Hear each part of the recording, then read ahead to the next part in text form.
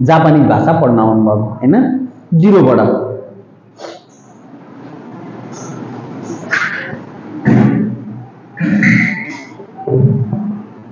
जापानलाई है लोकल ल्याङ्ग्वेजमा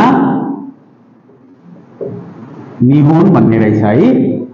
अनि अलि पुराना मान्छेहरू, त्यहाँको अलि बुढाहरूले चाहिँ, अलि उमेर पुगेकाहरूले चाहिँ निप्पोन पनि भन्ने भयो। जस्तो कि इन्डियालाई भारत भन्छ हैन, पुराना मान्छेले हिन्दुस्तान पनि भन्छ, पुराना मान्छेले हिन्दुस्तान भन्छ। लोकल ल्याङ्ग्वेज भनेको के हो त? भारत। इन्टरनेसनल ल्याङ्ग्वेज भनेको के हो त? इन्डिया हो। त्यस्तै नै जापान भनेको इन्टरनेसनल ल्याङ्ग्वेज हो। त्यहाँको मान्छेले निहोन भनेर जान्छ कि निप्पोन भनेर जानेको हुन्छ। जापान भनेको जानेको हुँदैन। इन्डियामा चाहिँ इन्डिया भनेर जानेको भए तापनि जापानमा चाहिँ जापान भनेर जानेको हुँदैन। यदि जानेको रहेछ भने पनि जापानलाई के भन्ने भयो त? जापान भन्ने भयो। बुझ्नु भएन? अब यो भन्दो रहेछ के त? जापानलाई निहोन निप्पोन भन्ने रहेछ। अब निहोन भनेको चाहिँ के हो त? निहोन भनेको जापानी शब्द नि प्लस होन मिलेर बनेको हुन्छ। बुझ्नु भएन? यो निले चाहिँ सूर्योदयको देश,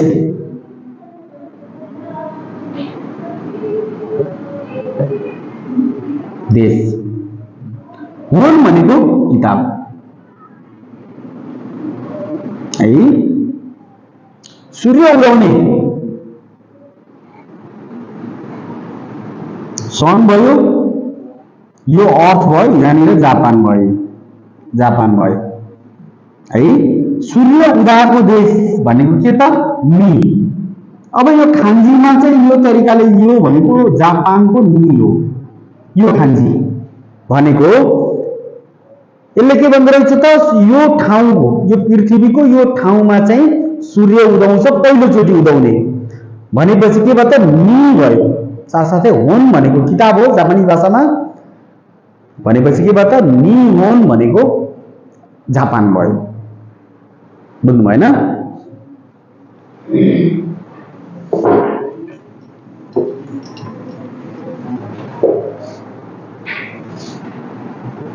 भाषालाई जापानी भाषामा गो भन्छ। भाषालाई गो भन्ने भयो।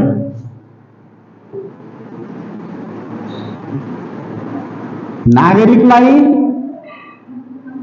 जिन भन्यो। बुझ्नु भएन? अब जापानी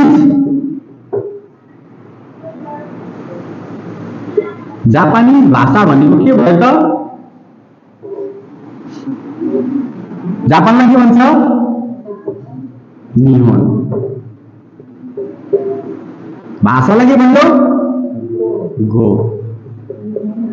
तपाईले के पढ्न आउनु भएको? निहोन गो, जापानिज भाषा। अब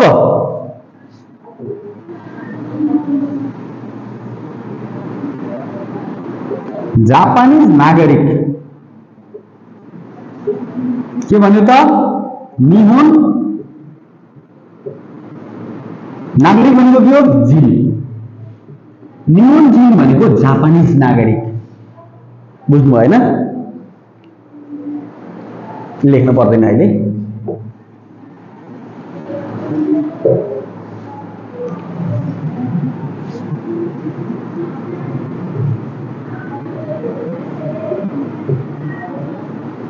जापानी भाषामा भाषाका अक्षरहरू,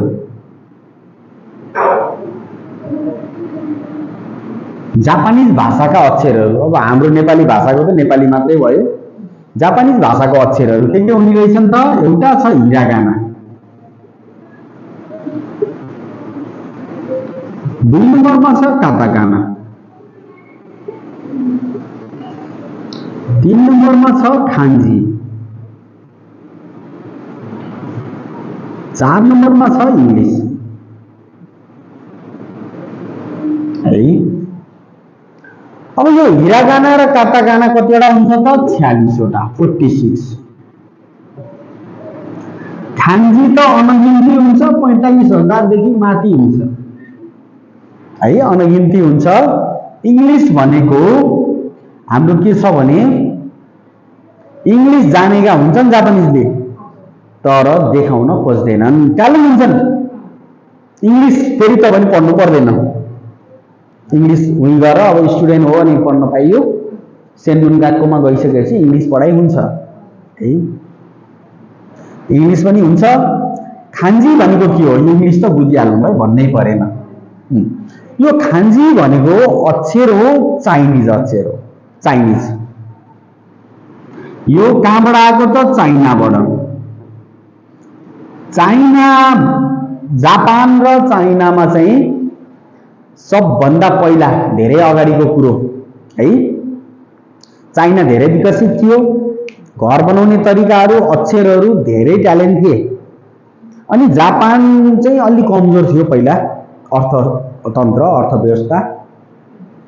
अनि जापानिज नागरिकलाई हजारौं जना भाषाविदहरूलाई चाइनामा पठाए उहिले। अनि त्यसपछि खान्जी र त्यहाँ बिल्डिङहरू बनाउने तरिकाहरू सिकेर आउनु भनेर पठाइदियो जापानिज नागरिकहरूलाई, चाइना आए।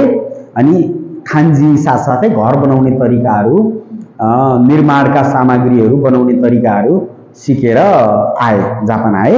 जापान आएर यिनीहरूले 45,000 खान्जी हुन्छ। अब सबै त ल्याउन सकेनन्, यसमा छ तपाईको टोटल ल्याएको भनेको 1950 वटा 2000 वटा ल्यायो हैन। 1950 देखि 2000 वटा लिएर आएर अनि त्यसलाई पनि जापानिजमा चेन्ज गरेर बनाएको छ। खान्जीको पनि दुईटा हुन्छ, एउटा ओन्योमी अर्को कुनियोमी। ओन्योमी भनेको चाइनिज खान्जीहरू डबलहरू अक्षर आएकोलाई ओन्योमी भन्छ। कुनियोमी भनेको तपाईको जापानी शुद्धिकरण, सिंगलमा आउने अर्थहरू आउने हुन्छ। यो अक्षर भनेको जस्तो कि इमोजी भनेर टाइप गर्नुहुन्छ मोबाइलमा, इमोजी हेर्नुहुन्छ नि है, लभको साइन, त्यो पनि जापानकै कल्पना हो, जापानले बनाएको इमोजी। इमोजी भनेको चित्रहरू जस्तो बनाएर चित्रहरू हामीले सेन्ड गरेर मेसेन्जरमाबाट पठाउँछौँ, त्यो इमोजीको पनि जापानले आविष्कार गरेको, अहिले धेरै भएको छैन, डिजिटल युग आइसकेपछि। अब तपाईमा अब यो 1950 देखि 2000 खान्जी जान्यो भने जापानको पर्फेक्ट खान्जी भइन्छ, त्यहाँको मेन एकदम राम्रो राम्रो काम गर्न पाइयो हैन। अनि पत्रिकाहरू पनि सरर पढ्न सकियो 1900 देखि लिएर 2000 वटासम्म जान्यो भने।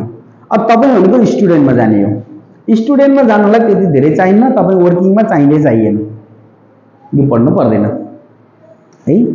यदि तपाईको स्टुडेन्टमा जानुहुन्छ 200 देखि लिएर 200 300 सम्मको 320 सम्मको जान्नु भयो भने बेटर भयो भने जस्तो हुन्छ। यहाँ खान्जीको क्लास पनि हुन्छ 10 बजेबाट उता स्टुडेन्टको लागि, वर्किङलाई परेन है। खान्जी बिना पनि चल्छ, चल्नलाई चल्छ, तर लेख्न चाहिँ सबै कुरो खान्जीमा हुन्न, यो हिरागाना र काताकाना भन्नेमा लेख्दा हुन्छ। अब यो काताकाना भनेको के हो, हिरागाना भनेको के हो, जस्तो कि तपाईको विदेशी भाषा भयो, तपाईहरुको नाम के हो, मनिषा। मनिषा वहाँ गएपछि अर्कै नाम हुने हो त होइन नि त, अर्थ त एउटै हो, नाम त एउटै हो। विदेशी नामहरू अनि चाइना जापान कोरिया, यो खान्जी भनेको फेरि के हो भनेपछि तपाईको दिमागलाई ब्रेनलाई एक्टिभ गराउने, एक्सपान्ड गर्ने, न्युरोनहरुलाई एक्टिभ गराउने काम गर्छ खान्जीले हैन। जस्तो म्याथमा ट्यालेन्ट मान्छेले तपाईको बनाउन सक्छ हैन, हरेक कुराहरू इनोभेसनहरू गर्न सक्छ, नयाँ आविष्कारहरू देखि लिएर धेरै क्षमता हुन्छ नि त, त्यस्तै क्षमता बढाउने हो खान्जीले। अब यो चाइना कोरिया जापान, अब अहिले चाहिँ तपाईको अरू देशमा पनि खान्जीहरू पढ्न सुरु गरेको छ भनेपछि त्यहाँका मान्छेहरूको नामहरू अनि त्यहाँका देशको नामहरू लगभग चाहिँ हिरागानामा लेख्दा पनि हुन्छ, खान्जीमा लेख्दा पनि हुन्छ, काटाकानामा लेख्नु पर्दैन। तर अब तपाईको नाम भयो, हाम्रो विदेशी भाषा भयो, रेडियो टिभी भयो। अब रेडियोलाई के लेख्छौँ त हामीले नेपाली भाषामा? यो आरएडिया यो रेडियो भयो, नेपालीमा हामीले यही लेख्छौँ हैन? हाम्रो नेपाली भाषा हो, चल्यो। तर जापानमा चाहिँ के छ त, यो रेडियो लेख्न पर्यो भने काटाकाना युज गर्न पर्यो, टिभी लेख्न पर्यो, त्यो विदेशी भाषा हो रेडियो टिभी। अब जस्तो कि पानीपुरी, नान, तन्दुरी, चिकन तन्दुरी के भनेर अब इन्डियाले आविष्कार गर्यो, पानीपुरीको आविष्कार गर्यो। अब हाम्रो नेपालमा आविष्कार भएको भनेको के हो? सेलरोटी हो। सेलरोटीलाई के भन्ने त, वहाँ गएर पाउरोटी भन्न त मिल्दैन, ब्रेड भन्न त मिल्दैन, ब्रेड त होइन त्यो, के भन्नु पर्यो त? सेलरोटी नै भन्नु पर्यो। अब सेलरोटीलाई लेख्दा चाहिँ केमा लेख्ने त? काटाकानामा लेख्ने, 46 वटा अक्षर युज गरेर लेख्ने हो। अब यो हिरागाना भनेको शुद्ध जापानिज भाषा, शुद्ध जापानिज भाषा लेख्ने भनेको हिरागानामा। जस्तो कि अब यो घडी भयो, घडी भनेको हिन्दी भाषाबाट आएको, संस्कृतबाटै गएको भनौँ न। अब घडीलाई इङ्ग्लिसमा के भन्छ? वाच भन्छ। घडी भयो, हामीले लेख्ने यसैमा हो, घडीमा हो हैन? अब जापानी भाषामा चाहिँ छ कि छैन त? यदि छ भने त्यो केही भयो, हामीले लेख्छ नेपालीमा यसरी लेखिन्छ भने यो हिरागानामा यसरी लेख्नु पर्यो, त्यो केही। यदि यो घडीको विकसित भएको छैन, यो पहिलेदेखिको आएको चिज होइन, पछि आएको चिज भने चाहिँ यसलाई घडीलाई घडी नै लेख्ने हो, वाच भनेर लेख्ने हो कि घडी भनेर लेख्ने हो। तर यसको छ भनेपछि त्यो केही भनेर यसरी लेख्नुपर्ने हुन्छ हैन? अब पानीपुरी भनेर त कहीँ विदेशमा खान्नन्, केही गर्दैनन् हैन, खान्नन्, बनेको पनि होइन। त्यसलाई केमा लेख्ने त? काटाकानामा लेख्ने, इन्टरनेसनल भाषा लेख्ने काटाकानामा। त्यहाँको ओरिजिनल लोकल ल्याङ्ग्वेज लेख्ने केमा त? हिरागानामा। यो 46 वटा हुन्छ, तर यो 46 वटा भन्ने हो हामीले फर्मुलाले बनाउने हो। अरू यसमा अरू जोडेर नयाँ आइडिया अलिकति फर्मुला लगाएर बनाउने हो। टोटल चाहिँ 104 वटा, 104 यो 104 वटा हुन्छ बनाउने हो है। बुझ्नुभयो? हिरागाना, काटाकाना, खान्जी, इङ्ग्लिस युज भएन। खान्जी पनि तपाईँलाई चाहिएन, उहाँलाई चाहियो। हिरागाना, काटाकाना, खान्जी चाहियो। खान्जीको पढाइ 10 बजेबाट हुन्छ। यहाँ चाहिँ तपाईँको यो बारेमा हामीले यसरी भन्ने हो, बुकमा पनि हुन्छ। अनि त्यसपछि यसरी आउँछ, यो फुरिगाना भन्छ। फुरिगाना भनेको सबै मिक्स भएको, मिक्स भएर आउँछ बुकमा। हिरागाना पनि आउँछ, काटाकाना पनि आउँछ, खान्जी पनि आउँछ, इङ्ग्लिस पनि आउँछ। इङ्ग्लिस खासै आउँदैन, तर यिनीहरू यसरी आउँछ। यसलाई भन्छ फुरिगाना। तीनटा मिक्स भएको फुरिगाना भयो।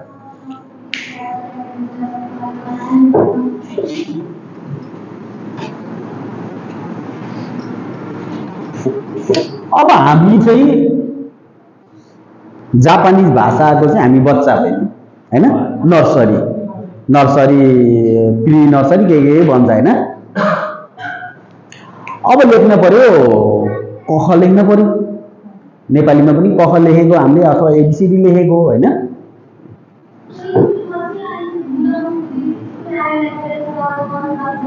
जापानमा चाहिँ के छ भने सिंगल अक्षर हुँदैन। जस्तो कि क ख ग घ भनेर पढिन्थ्यो, त्यो हुँदैन। का कि कका कि पढ्नु भयो वर्णमाला, त्यो नै अक्षर हो, 46 वटा अक्षर। अब यसमा भवेल, इङ्ग्लिसमा भवेल कतिवटा हुन्छ? 5 वटा हैन? ए ई आई ओ यू। नेपालीमा अ आ गर्दै 12 वटा भयो हैन? जापानमा 5 वटा, 5 वटा। त्यो हो आ हुन्छ, अ हुँदैन। आ हुन्छ सिंगल अक्षर नहुनेपछि अ पनि भएन। आ भयो, ई भयो, उ भयो, ए भयो ओ भयो है। यो 5 वटा भवेल भयो।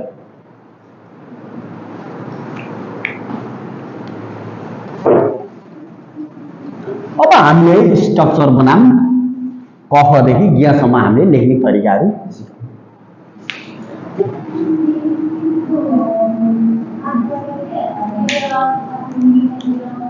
आ इ उ ए यो कण्ठ भयो, आई उ ए हो कण्ठ भयो ना 5 वटा। अब मैले यो लाइन लेखिदिन्छु हैन, का आसोल, का सा ता ना हा मा या रा वा, फेरि सिंगल अक्षर हुँदैन भनेको थिएँ, बेउडा हुन्छ, त्यो हो न, लास्टमा रह्यो न। न भन्नु र आधा न भन्नु पनि यही हो, म भनेको पनि यही हो, आधा म भनेको पनि यही हो, न भनेको पनि अक्षर एउटै हो, न सबै भयो न लास्टको। अब यसको यो बनाउन सकिन्छ हामीले, तर यो जान्न पर्यो। यो अहिले भर्खर कण्ठ पार्दा आउँछ त, तुरुन्तै आउँदैन, आउँदैन, आधा घण्टा लाग्छ यसलाई होइन। ल अब यो मैले फर्मुला दिन्छु तपाईहरुलाई, यो उठेर आउने एकैचोटिमा आउने, जस्तो कि जसको भेना बासमा लुक गदौरामे भनेर पढ्नु भयो पहिला हैन, पढ्नु भएन, त्यस्तै आइडिया दिन्छु मैले है।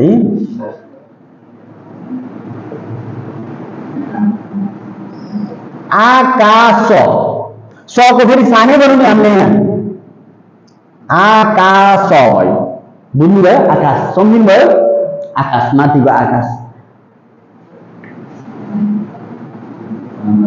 ताना भनेको तान, आकाशलाई तान, बुझ्नु भयो। हा भनेको हे, सम्झिन सकिन्छ, यसलाई आकार बनाउनु त हो, नलाई ना बनाउने, हेलाई हा बनाउने। माया भनेको के हो, प्रेम हो, लभ हो।